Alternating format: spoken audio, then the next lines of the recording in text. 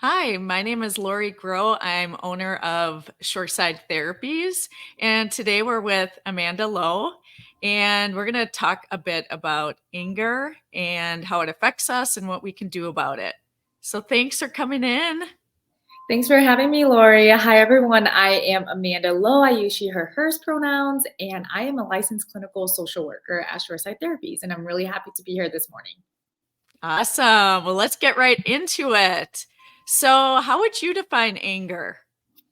Yeah, anger is defined in so many different ways. If you go on Google and you search up what is anger, how do you define anger, you'll probably find like so many different definitions on anger. How I best understand it as a human and as a therapist is that anger is kind of like an intense feeling of some sort of displeasure, and it ranges in intensity and severity. And I think about it on a spectrum, right? Of mild intensity to like which is a little bit of annoyance, right, to really intense fury and rage where we're maybe really aggressive. And so that's how I think about anger. Typically anger will manifest itself physiologically, and or Mhm. biologically. And so you might start to notice your heart racing, right, or Yeah. your thoughts are going a million miles per hour, or there might be increase in adrenaline, right, or Mhm. serotonin levels in your body. And so I think about that as anger. And anger is typically it's typically a secondary emotion, and there's usually something underlying. And I'm really excited to talk more about what that might look. Yeah.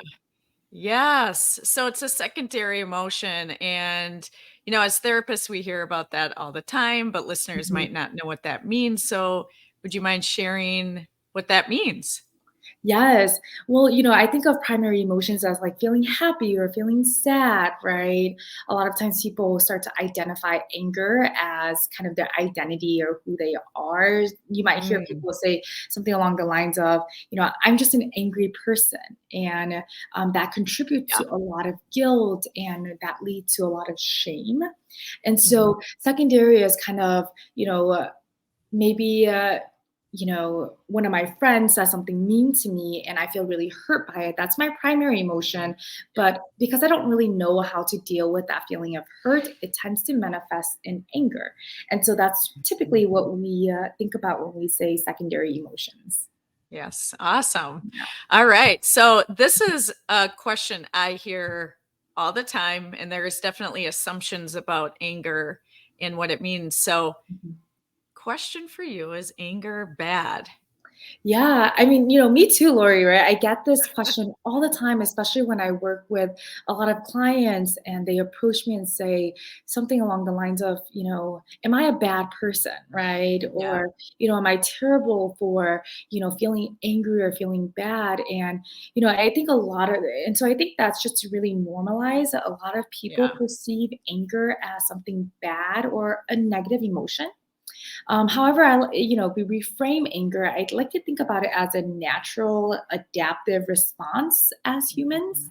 Mhm. And so we typically experience it when we feel like there is a sense of injustice or there is something wrong, right? And so we feel it. Yeah. And so really want to normalize that anger is an emotion and it's here to stay, right? And so Yeah. it's not that it's a bad emotion. We just have to normalize, anger as a natural response. And so Yeah.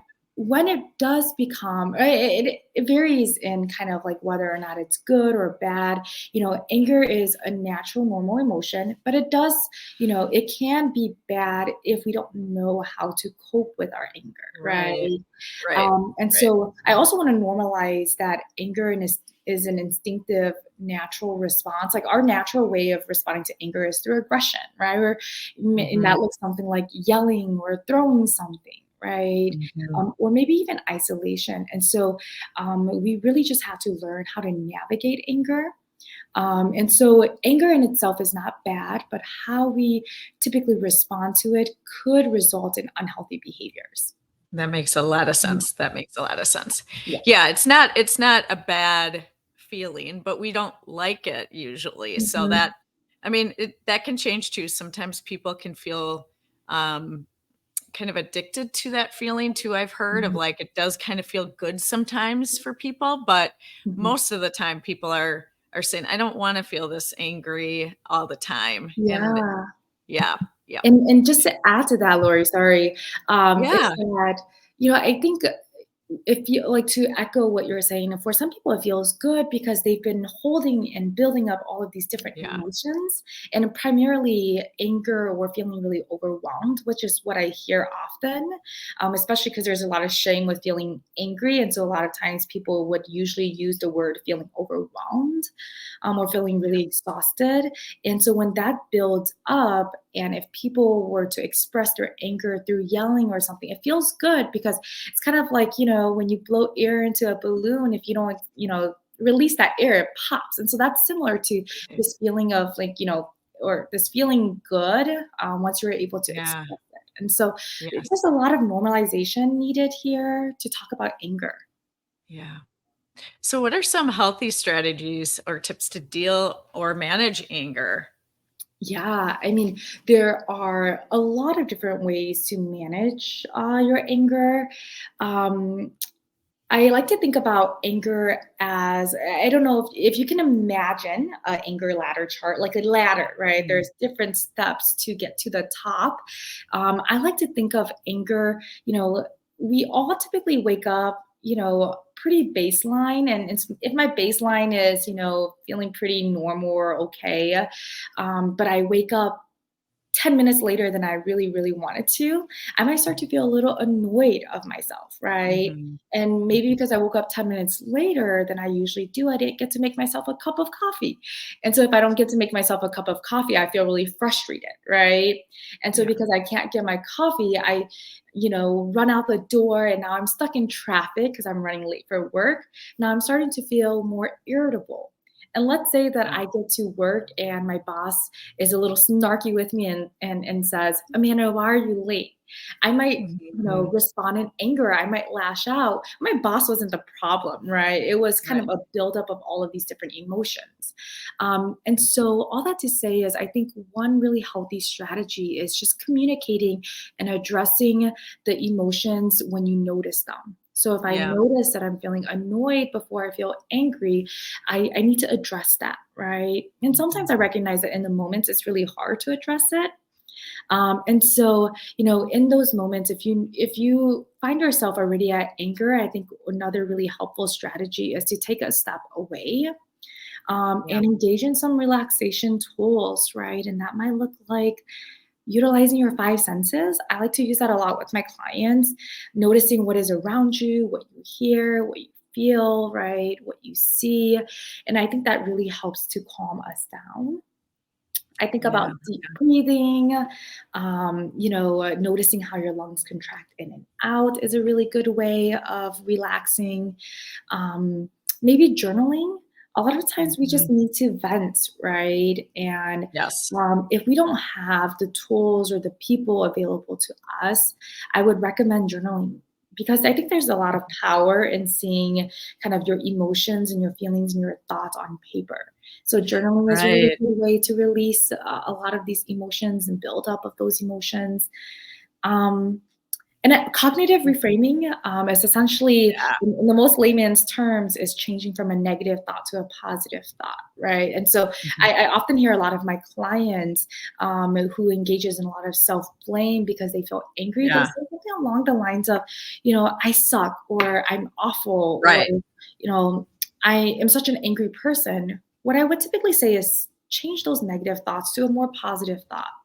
Mhm. And that positive thought could look something like, it's okay to be upset, normalizing our feelings of anger, Yeah. and then say, and it'll all be okay, right? It's okay to be upset and it will all be okay. I think is a good way to reframe anger. And I think it really puts things into perspective. Yes, Um, yes. and Yeah. especially for my young, clients, a lot of my teens, my adolescents, I recommend try a kickboxing class or, go and scream into a pillow, right? It's okay. You don't have to hold it all in. There are many, many different ways to diversify how you manage your anger. Yeah, so it sounds like there's a few suggestions, which I Yeah. love. I love the latter because that is typically how anger works. Mhm. It can go faster, right? But there's usually a step by step kind of Yes. process to it. Mhm. Noticing it sounds like noticing it before it gets too high, and Yeah. then you don't have much control. Mhm. Noticing it at that first level, you might be able to manage that a lot easier, it sounds like, and maybe utilizing some of those other techniques like deep breathing and Mhm. using your five senses. It also sounds like the cognitive reframing, which I love. I Yeah. think that can be so useful. Mhm. And it sounds like, too, where people tend to say negative things towards themselves, maybe Mhm. towards other people. And you mentioned like saying to yourself, I suck or I'm an angry person. And Mhm. you're right, like reframing that into what's something that's not as negative. How can we take those labels away? Because labels in Mhm. general, right? They are um, ways to make us feel a lot and give us no direction Yeah, yeah. whatsoever. So I Mhm. love that. I think that can be so effective. Yeah, and really the goal of this is to just really accept that anger is an emotion that we all feel. Hmm. And the most helpful thing is to just recognize how do we deal with that anger, right? How do I Yeah, raise awareness to these different emotions that I'm feeling before I engage in a behavior that I don't like? And I will probably engage in self blame afterwards, right? So right. I just wanted to echo what you were saying. Yeah, yep, and I Mhm. love that idea too of expressing it, getting that out, because that can make a huge difference too, like we were talking about earlier of, like, some of that has to get released, so it's this energy that needs to be, expressed. So Mhm. doing some sort of physical activity, whatever feels like it makes sense for a person, Yes. Yeah. yeah, it could be really Mhm. useful. All right. Exactly. So, last question. So, who would benefit from seeking anger management therapy? Yeah.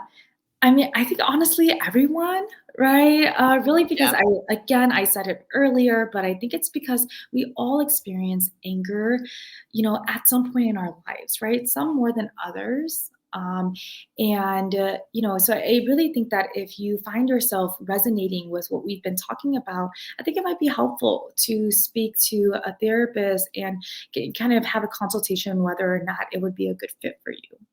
Um, However, if we were to be a little bit more specific, what I typically see in my practice, Lori, is I primarily see a lot of boy identifying individuals or men identifying individuals, because a lot of those it primarily manifests, through aggression, and a lot of boys or men, right, would really say that that's Mhm. how they respond to anger, and so I think if you are listening to this and you are male identifying individual, it might be helpful if you start to notice that you're irritable often, or Yeah. you express anger in an unhealthy manner.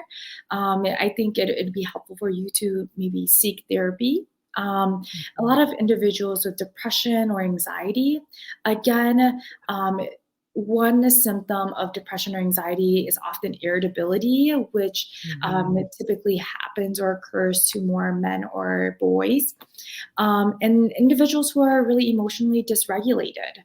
I think those who don't really know how to healthily express your emotions. If you tend to isolate yourself a lot, right, or if you tend to maybe clench your fists a lot, right? I think that a Mhm. lot of that could be signs that you would benefit from anger management therapy. Mhm. Mhm. Yeah. Yeah, I love that, and I think there's definitely an increase right now. I'm seeing anyways of Oh, yeah. people feeling that irritability and feeling short-tempered and recognizing, "Oh, this is affecting my relationships or it's affecting how I'm feeling about myself because I don't Mhm. want to behave that way or act that way." So, yeah, I agree. I think it can be really useful for a lot of individuals Mhm. and yeah, and we deserve to feel better. Yes, exactly, Yeah. and I think that increase might be a potential, impact from COVID-19 pandemic as Mhm. well.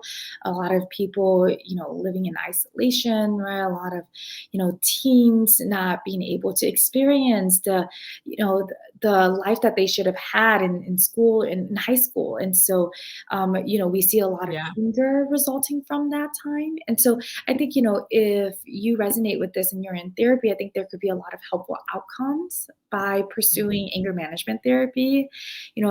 My hope is that as we talk about anger and as we work through anger, that you will have improvements in your relationships, better sleep, you know, Mhm. improvements in your mental health, well-being, and just feeling, more in control of your emotions and yourself, which then results in better self-esteem, right? We're not always just Yes. engaging in all of these negative self-talk. We like to look at ourselves as humans, with these normal, natural emotions, but we are in control of them. And so I think that really helps to build confidence in who we are as individuals.